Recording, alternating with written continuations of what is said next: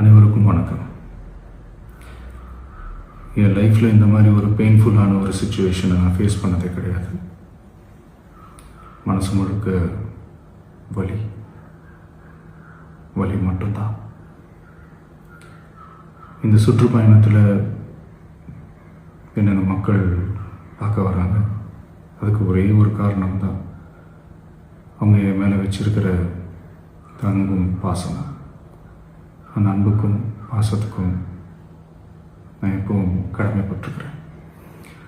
அதனால தான் இந்த சுற்றுப்பயணத்தில் மற்ற எல்லா விஷயங்களையும் தாண்டி மக்களுடைய சேஃப்டி, அதில் எந்த காம்ப்ரமைஸும் பண்ணிடக்கூடாதுன்றதுக்காக தான் அது என் மனசில் ரொம்ப ஆழமாக இருக்கும் அந்த எண்ணம்.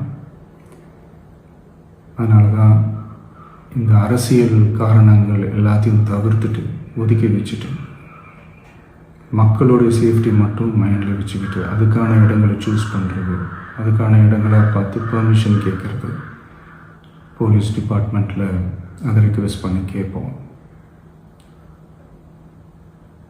ஆனால்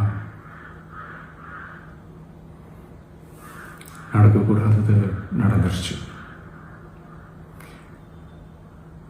ஆனால் மனுஷன் தானே, அந்த நேரத்தில் அத்தனை பேர் பாதிக்கப்பட்டு இருக்கும்போது எப்படி அந்த ஊரை விட்டுட்டு என்னால் கிளம்பி வர முடியும்?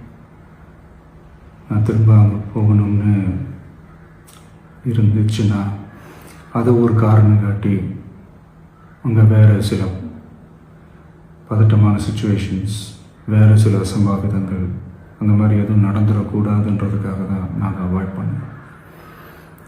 இந்த நேரத்தில் சொந்தங்களை இழந்து தவிக்கிற அத்தனை குடும்பங்களுக்கும் என்னுடைய ஆழ்ந்த இரங்கலை தெரிவிச்சுக்கிறேன். எனக்கு தெரியும், என்ன சொன்னாலும் இது ஈடேயாகாதுன்னு எனக்கு தெரியும். ஹாஸ்பிட்டலில் ட்ரீட் பண்ணிகிட்ருக்கிற எல்லாருமே சீக்கிரமாக க்யூர் ஆகி வரணுன்றதை இந்த நேரத்தில் நான் வேண்டிக்கிறேன். கூடிய சீக்கிரமே உங்கள் எல்லாரையும் நான் சந்திக்கிறேன். இந்த நேரத்தில் எங்களுடைய வலிகளை, எங்களுடைய நிலைமையை புரிஞ்சுக்கிட்டு எங்களுக்காக பேசின அரசியல் கட்சிகளை சார்ந்த நண்பர்கள், தலைவர்கள் அனைவருக்கும் என்னுடைய நன்றியை தெரிவிச்சுக்கிறேன்.